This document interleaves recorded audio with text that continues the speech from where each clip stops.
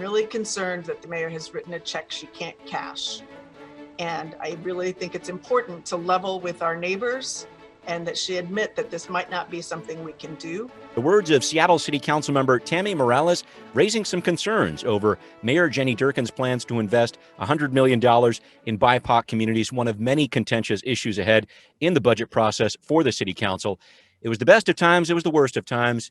It's podcast time. Seattle News, Views, and Brews. Thanks for being with us, folks. I'm Brian Callanan. I'm also a host on Seattle Channel. The views expressed here are my own.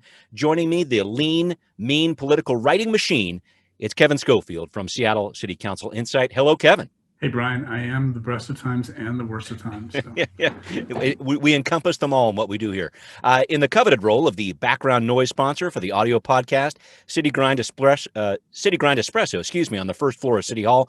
They, of course, closed during the pandemic, but hang in there. And thanks a ton to John and Charlie for that. Thanks also to our patrons on Patreon. We have a small crew helping us through here. Folks, we really do need your help to keep this thing afloat. A few bucks a month really do help out, does make a difference. Thank you for the consideration. And thanks also to Converge Media for airing the video version of this podcast. Let's get started with right here, right now. All right, a ton going on in city politics here in the second to last week of October. A lot of committee appointments for the council this week, and very importantly, a budget cutoff coming up on Thursday. It's called the Form B cutoff, and B stands for better have 3 sponsors on the council or it's not going to be considered here. I made that up, but I just thought I'd go with it. That's good. Kevin, that works. Yeah, it works. Kevin, before we dive into the council's battle with the mayor over BIPOC funding, I want to get caught up on where we are in the process. This Thursday Form B deadline, I think it's really important in terms of where we're going with council agenda this fall. Yeah, last week and then continuing on early this week, the council was going through their Form A's, and their Form A's are basically issues. It's like, they've walked through the mayor's proposed budget. What are things they want to talk about and potentially want to propose, right? Yeah, right. Form B's are when they actually sort of have to say, okay, here's a very specific proposal. And so Form A, anybody, any council member can introduce them. They got 158 of them. Right. Across the whole budget. Wow. Form B's, they actually, to the point that you just made, they're required to have 3 council members sort of sponsor anything, and that kind of narrows it down a little bit so they don't know talking about everything, right? Particularly because there are issues about they have to end up with a balanced budget. They can't pay for everything they want to do. That's right. So as they've gone through the Form A's and talked about the issues in the budget with the help of their staff, they uncovered some interesting things, and one of the things they uncovered was that along with the 2021 budget, also dealing with another round of updates to the 2020 budget, right? Which is, it's common. It happens every year. It's called 4 times a year. It's called the quarterly supplemental budget ordinance that they do. Right. And they're as they're they finished up the 3rd quarter now, and they're kind of looking at what happened in 2020. Yeah. The mayor's managing to keep the 2020 budget balanced, but she's done some interesting things. And one of the things that she did to do this, I wanted to get into this. Okay, keep going. The mayor cut a $30 million investment. Right. That was $30 million of one-time funding that came from the sale of, you probably remember, the Mercer Mega Block. That's right. That $30 million was earmarked to go into investments in underserved communities. Right. So, when, and I'm sure we'll talk about this more, but, So on one hand, she's saying, I'm going to invest $100 million in new funds into BIPOC communities. On the other hand, doing that next year. And on the other hand, this year, she just cut $30 million. Now, the budget issues this year are super, super serious. Of course. And, every single cut they have to make, is painful for a bunch of people. But it sure does look like a little bit of hypocrisy here to say, it's $100 million in new funding. Yeah, but I really just cut $30 million from a very similar kind of thing. Yeah, this is a big concern for the council, Kevin. I know Councilmember Morales called it a shell game when she talked about this, saying, okay, we're going to invest this $100 million into BIPOC communities for the new budget. That sounds great, but when you're taking money away from underserved communities, that $30 million, that doesn't seem right. And I just wanted to get your thoughts on that piece of it. Well, and she's right that it is a shell game, but it's also a shell game that the council's playing. Yeah. Right? If you listen to them, what they're doing right now, as they're talking through their issues, is they seem to be preparing to cut at least at some level, that $100 million that the mayor wants to set aside, right? Yeah. But that's going to be a tricky thing to do, because that's cutting $100 million that's supposed to go into BIPOC communities. Yes. So it looks to me like they're doing a little bit of a shell game themselves to try to come up with a legitimate argument, right? So they floated a couple out there. The first one they tried was, hey, it's taking $100 million away from the Jumpstart. Right. It's supposed to go to other things, even though it's all general fund money and there's no color to any of the general fund money. Sure. That the second one they seem to be arguing right now is that the rainy day fund piece. Yeah, the reserve funds. They're taking money away from that the mayor is completely depleting the reserve funds. Yes. Which something that the mayor complained a lot about. Right back in end of July when she vetoed the Jumpstart plan. Yeah. I mean, to be clear, what the mayor pretty much said all along was, we're going to need that money across 2 years. Yeah. So she was okay with spending some of it down in this year in 2020. So they could spend, have money to spend next year. Yeah, right? yeah. And whereas the council originally wanted to spend it all in 2020. That's right. That's right. And now the mayor's doing what she said she was going to do, and she's really depleting the rest of it in 2021. Right. And the council is saying, hey, what are you doing depleting the reserve fund? Right. And the council is not entirely wrong, because there's still this question of, when is this COVID crisis going to end? Right. And how quickly it's definitely going into rebound. 2021. Yeah. Mm-hmm. Yeah. Well, it's definitely going into 2021, but how much is going to carry over to 2022? Yeah. So in 2022, are we going to be in a position where we're going to have more revenues? Yeah. Right? And they could start to not only not spend reserve funds on that, but be able to at some level replenish the reserve funds. Right? Yeah. Or is it going to take longer? Right. And it's really, which way a little bit.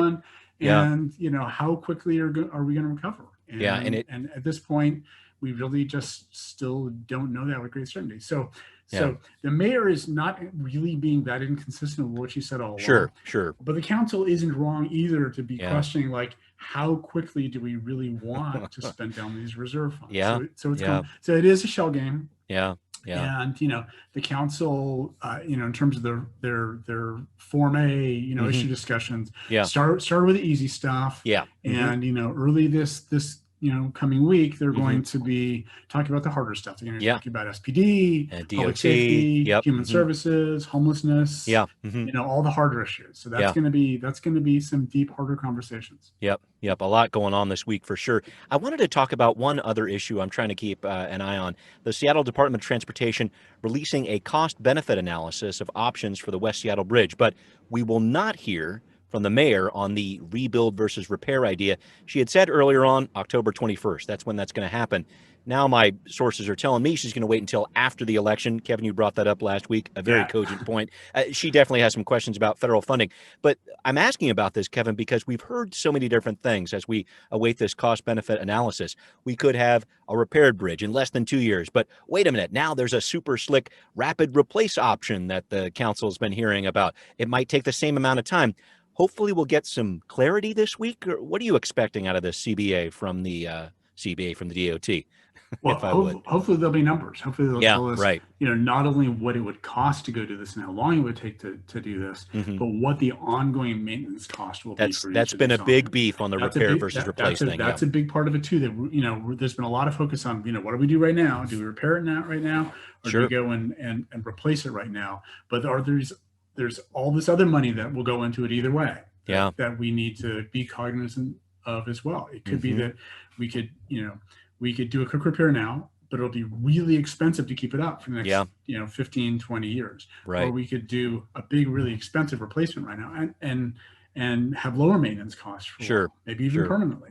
Right. But the mayor's also right that getting some federal funding of this is important. And the Trump administration has been very clear that it does not want to give federal funding to Seattle. Yeah. There's no love lost there for sure. The upcoming presidential election is going to potentially have an impact to what we do with the West Seattle Bridge. Yeah, it's a big deal. And in terms of that whole repair versus replace thing, I think some of the people who are saying repair it now, West Seattle Bridge now, that's the group that's out here in West Seattle. Full disclosure, I'm a West Seattle resident here. But they're really talking about some of the other costs involved, not just constructing a new bridge, but also the cost that the different businesses are incurring in the area when they're losing business, when people are losing time for their commute or whatever else. And I think they've been trying to make the point to the city that that hasn't been factored in as much as they would like. Thoughts on that, Kevin?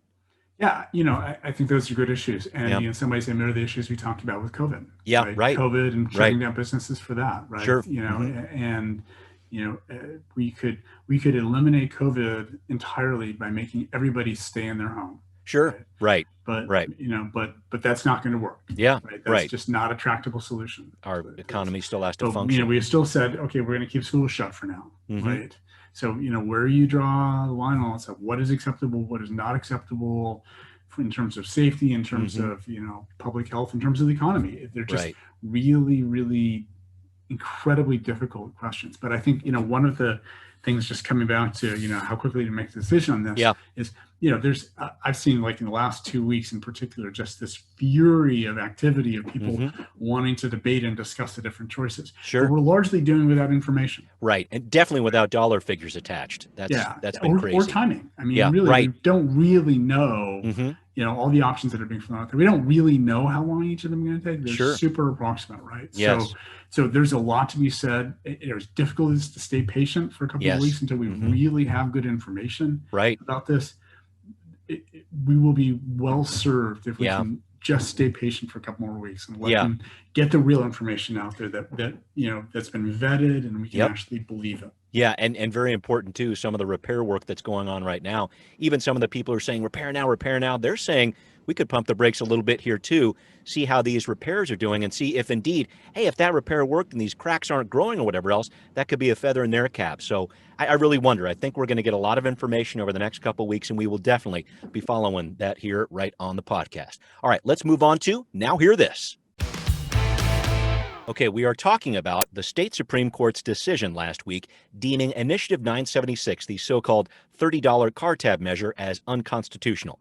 Governor Jay Inslee was glad to hear this news, but also fully aware that 53% of people statewide approved this measure at the end of last year. Here's what he was saying about it. I do believe that the frustration of folks has been expressed, and I do believe we ought to be open to reforming our car tab system. And I do believe that we ought to be open to ways to do that, which does not reduce our funding for ferries, does not end up with bridges falling in the river, does not end up with potholes in our freeways, does not end up with reduction of buses.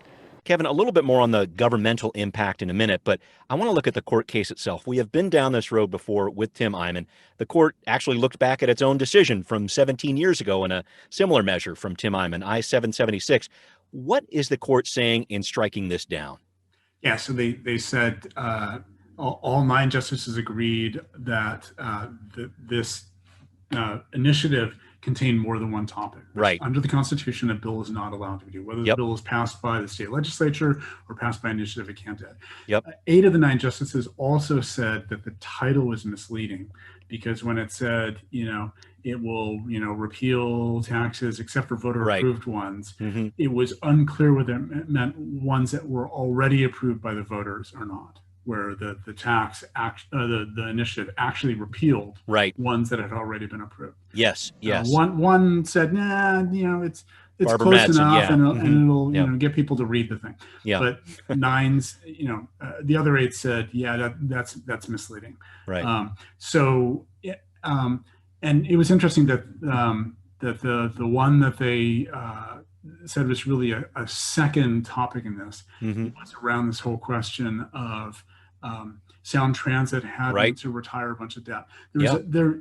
It's nice being sort of the final court of appeal on this stuff because they don't really have to go into the comprehensive, analysis of everything because nothing they do is ever going to get really appealed above them, right? Particularly for state law issues like this. Right. So, there were a half dozen other challenges, and they just said, that's enough. Since we found that, either one of these 2 things we found wrong, it was enough to invalidate the entire thing, right? And we're done. We can stop there. We don't have to go, spend time on these other ones. Right. One of the other ones that they raised was this whole issue of how we do car valuations. Right. And Kelly Blue Book is what 976 wanted to do. And they kind of sort of said, that raises concerns that was a third topic in this as well. Sure. And that, I think looking at that as potentially, a separate topic in this, Yeah. comes back in a lot of ways to, what the governor was saying about, Right. hey, look, there are a lot of people who voted against this thing, Yep.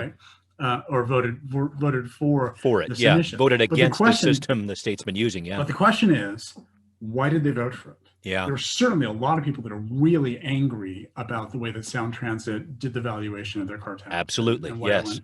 And there are a lot of other people who really want $30 car tabs and Yep. voted for it because of that. Right? Yeah. And so it comes back to really this decisive issue for the Supreme Court. Mhm. This is why we don't have, why we don't allow bills that have more than one topic.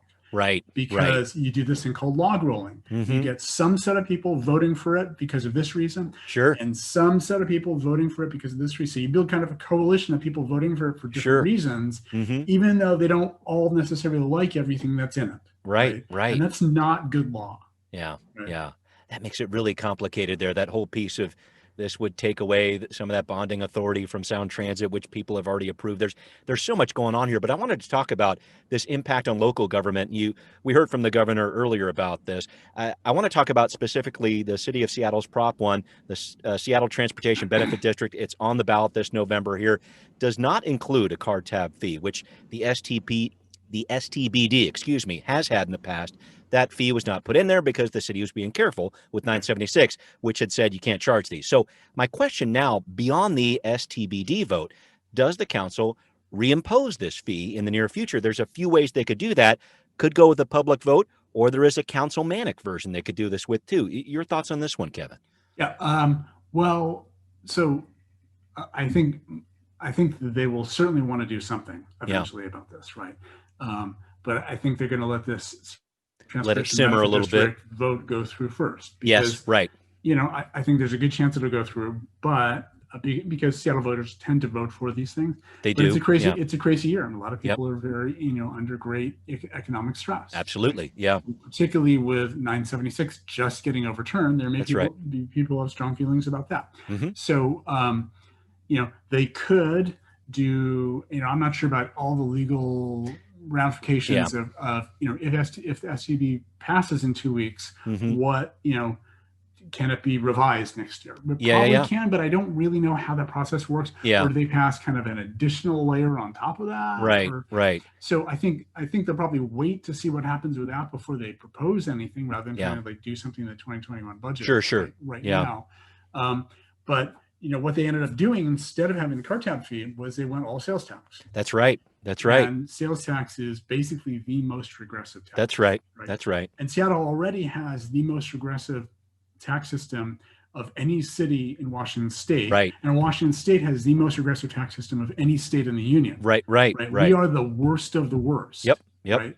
And the STBD, as it's written right now, is going to make it worse. Yeah. Right. Yeah. So no way around fix that? Oh yeah, they're going to want to fix that. Mm-hmm. Right. Mm-hmm.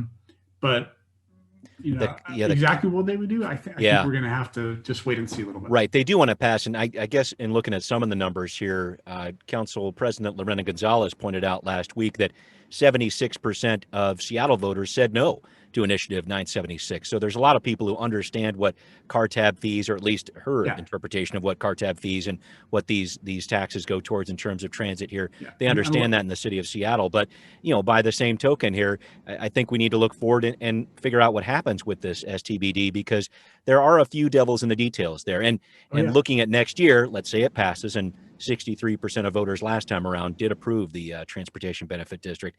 If it is indeed approved this time around, could we be looking at that deal next year with, okay, let's maybe lower the sales tax, but tack on that $20 fee? The council could do that, and I'd be interested to see how that pans out next year. Yeah, but we also have to keep in mind, what the STBD is really doing, right? Yeah. It is largely funding transit. That's right. It's pouring a lot of hours into metro service in Seattle. That's right. And we're still in the COVID pandemic. Yeah, right. And there are a lot of people out there who don't want to ride transit at all. Right.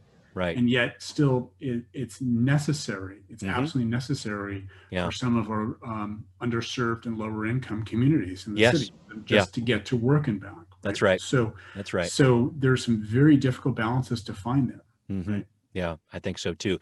There was a really interesting footnote going back to the Supreme Court's decision here, Kevin, overturning a case from 1960, Price versus Evergreen Cemetery. The company rules restricted the Babyland part of the cemetery to Caucasian infants. And back in the day, the Supreme Court essentially upheld those rules. Here in 2020, trying to make amends here. The court, I know, has been talking about this for some time in terms of trying to make these amends. Your thoughts on this? This was a very interesting part of the decision, wrapped into 976, but very much its own separate issue. And it was stuck in a footnote on page 13. Yeah, which, right. Which, is a good lesson to me. I remember to always read the footnotes. Read it all. Read the footnotes because you find super interesting things in them. It's all in the small type, yeah. So it was a 1960 case. Yeah. You mentioned kind of the highlights there. Mr. and Mrs. Price, people of color, tragically lost their baby, approached Evergreen Cemetery to have it buried in Babyland, which is the area of their cemetery that was dedicated to infants. Infants.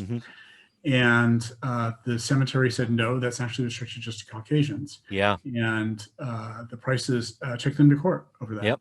And then went all the way up to the state Supreme Court. Supreme Court, and what the cemetery argued, there's a law on the books in 1960 that explicitly prohibited cemeteries from discriminating. That's right. Against having areas of the cemetery that were only for white people. That's right. And that was passed as part of a big 1953 cemetery regulation law that had like 57 different parts in it. Yes. So the cemetery actually said they basically argued that law was invalid on a technicality for the same thing that we just saw in 976, which is why it came up in that context, is a bill that passed by the state legislature, more than one subject, one subject. But what they said was the two subjects were, number one, cemetery regulation, and number two, civil rights. There's one section here prohibiting that was not cemetery regulation; it was civil rights. Right? Wow. But then it gets weird. Because one of the judges, Justice Mallory, wrote this just deeply offensive, it's unhinged screed. It's difficult to read, actually, and to think that a Chief Justice was doing that. It wasn't a Chief Justice. Excuse me, on the Supreme Court Justice, there. But the Supreme Court, state Supreme Court Justice. Yes, thank you. Just unhinged screed about the civil rights movement, NAACP, and the Black community. It is deeply, deeply offensive. And it was on the books as law for 60 years. Right?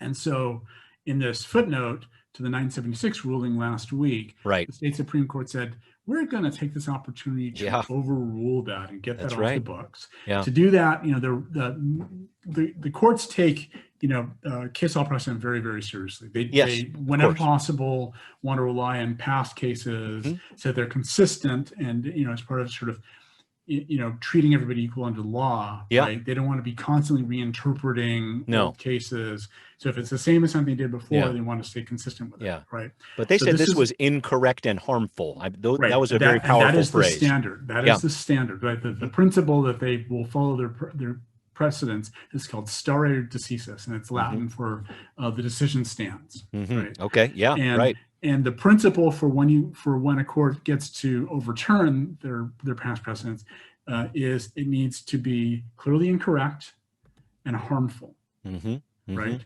And so they found, first of all, this notion that this one thing wasn't cemetery regulation, it was civil rights, therefore a separate topic, right?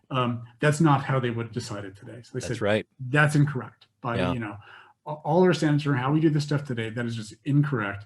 And they said, just read this thing. It's harmful. It's incredibly, incredibly harmful. Right. And they pointed out it was, I'm glad they took the chance to do that. It was just, I know they had brought it up with sort of a public letter back there in June when they talked about really calling not on themselves, but on other judicial bodies out there too, to talk about this and to really, when possible, take a cue from some of the different protests that are going on around our region, around our country here, and take a look at some of the different pieces within their own organizations that could be racist, that could be incorrect, that could be, in this case, very shameful, as they put it. So it was an interesting twist there, but I think a very important one for the Supreme Court to make that ruling.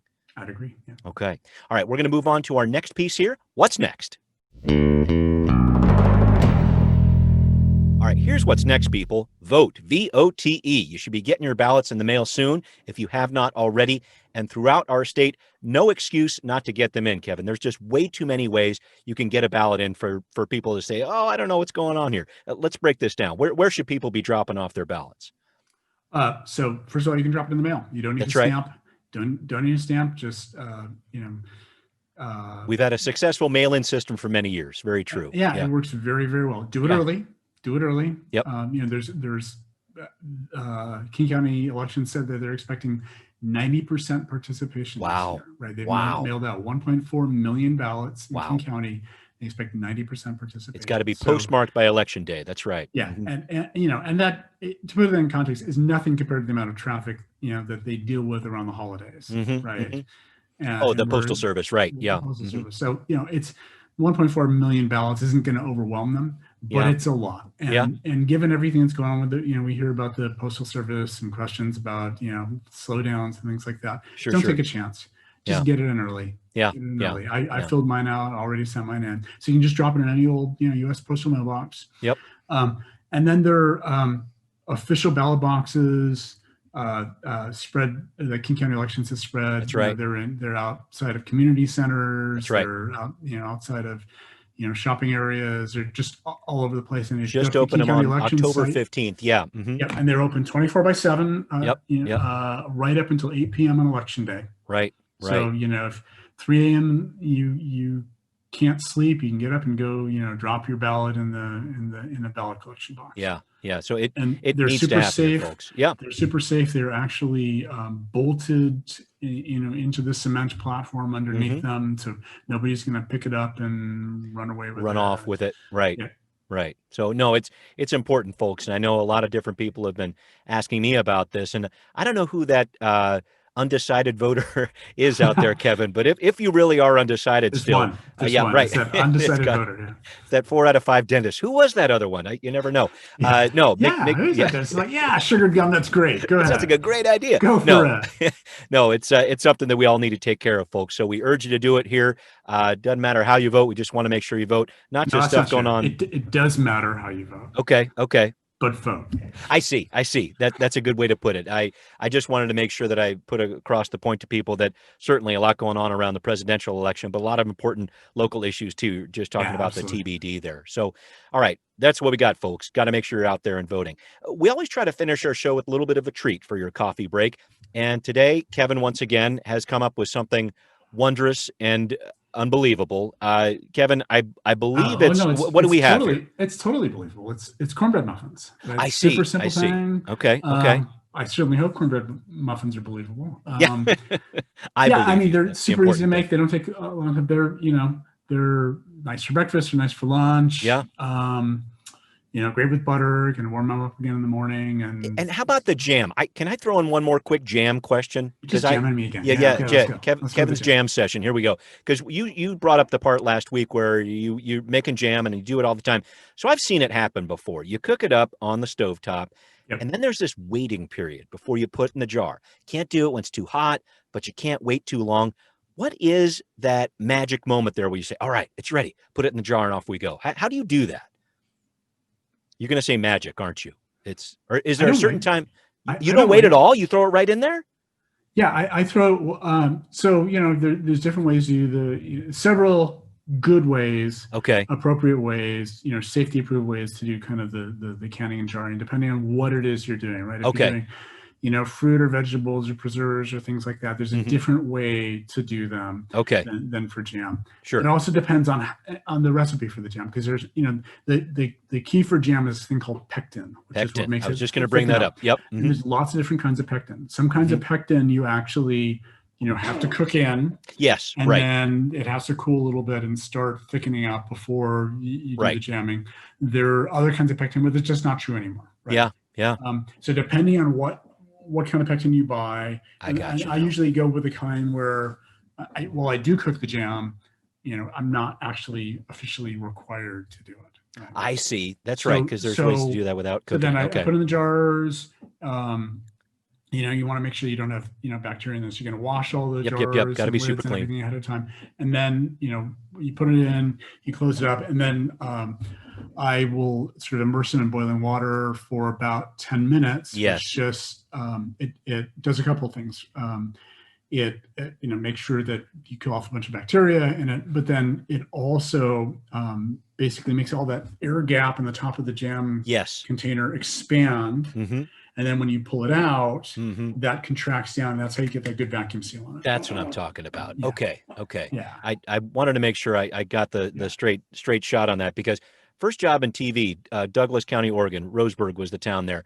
Oh, Roseburg. So like right, so they're like, hey, State Fair, they don't mess around. And so here's the new mess with them on TV. jam. Here's the new TV guy. Yeah, you can be a judge for jam. I'm like, well, I like eating jam. And so I get through about a couple of spoonfuls in there, and all the ladies were talking, do you know how I made that? I'm like, yeah. And so they started going into it, and everyone had their own magic sauce with it. I just appreciate you were able to break down some of the science there, because I have had no idea for the past 25 plus years here about what really goes on. So I thank you, sir. Yeah. I also keep my jam in a refrigerator. True. They're people that do a lot of canning, a lot of drying, that they keep the stuff, at room temperature in the pantry or whatever. Mm-hmm. Yes. And you have to be a lot more careful about how you prepare it when you do that.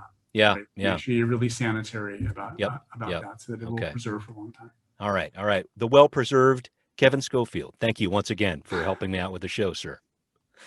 All right, next time you want to know what's going on, folks, with local news, local politics, give us a listen on Seattle News, Views, and Brews. Find out what's brewing. You can subscribe on iTunes. You can subscribe on Spotify. Please support us on Patreon if you like what you're hearing. Thank you so much for listening. Thanks also for watching on Converge Media. We'll see you next time. Seattle News, Views, and Brews is an independent production of Callanan Media Services. Copyright 2020.